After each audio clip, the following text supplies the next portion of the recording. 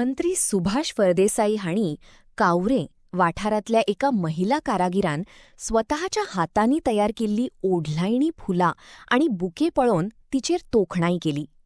या महिला कलाकाराच्या जिणेक बळकट करपा खातीर आणि तिच्या हस्तकलेक प्रोत्साहन दिवपा खातीर सरकारी हस्तकला योजनेखाल हँडीक्राफ्ट स्कीमखाल पुराय तेंको आणि आधार दिवपाचे आश्वासन मंत्री सुभाष फळदेसाई हांणी ह्या वेळार दिला.